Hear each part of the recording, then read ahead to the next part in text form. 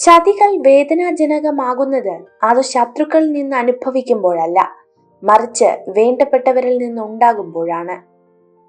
ആരെയും സംസാരിക്കാൻ വേണ്ടി നിർബന്ധിക്കരുത്. ഇഷ്ടമുള്ളവർ നമ്മുടെ കൂടെ കാണും, ഇല്ലാത്തവർ പോകേണ്ടവരാണ്.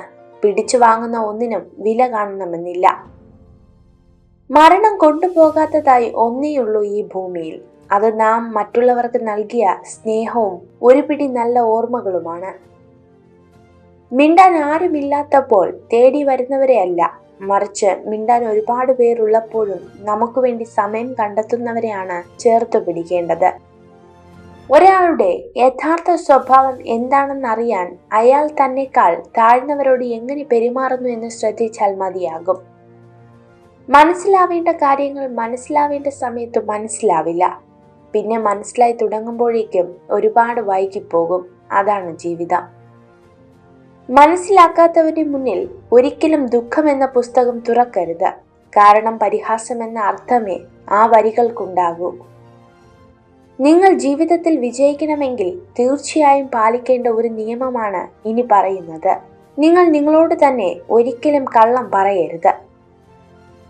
എല്ലാ നേട്ടങ്ങളുടെയും ആരംഭം ആഗ്രഹത്തിൽ നിന്നാണ്. ചെറിയ ആഗ്രഹങ്ങൾ ചെറിയ ഫലം നൽകുന്നു. നിങ്ങൾക്ക് പ്രത്യാശ നഷ്ടമായാൽ സ്വന്തം അസ്തിത്വം പോലും നിങ്ങളെ അവിശ്വസിക്കാൻ തുടങ്ങും.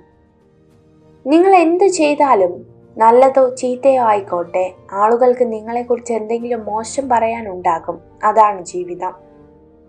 മറ്റുള്ളവരുടെ തെറ്റുകളിൽ നിന്ന് പാഠം പഠിക്കേണ്ടതാണ്. കാരണം സ്വയം തെറ്റ് സംഭവിച്ചതിന് ശേഷം പാഠം പഠിക്കുവാൻ തീരുമാനിച്ചാൽ ജീവിതം ഒരുപാട് വ്യർത്ഥമായി പോകുന്നതാണ്. നമ്മുടെ തോൽവി ചിലരുടെ സ്വപ്നമായിരിക്കും, നമ്മുടെ കീഴടങ്ങൾ ചിലരുടെ ആഗ്രഹമായിരിക്കും. ഇവയ്ക്കെല്ലാം അപ്പുറം നമ്മുടെ പോരാട്ടവും നമ്മുടെ വിജയവും നമ്മുടെ മാത്രം ലക്ഷ്യമാണ്. ആ ലക്ഷ്യത്തിലെത്താനാണ് നാം പരിശ്രമിക്കേണ്ടത്. മോശം അവസ്ഥയെ മികച്ചതായി മാറ്റിയെടുക്കുക. ഏതൊരു സങ്കടത്തിലും നഷ്ടത്തിലും അടുത്ത തവണ നിങ്ങൾക്കതിനെ മറികടക്കാനുള്ള ഒരു പാഠം ലഭിക്കും. ജീവിതം ഒന്നേ ഉള്ളൂ, അത് തോൽപ്പിച്ചവരുടെ മുന്നിൽ ജയിച്ചു കാണിക്കാനുള്ളതാണ്.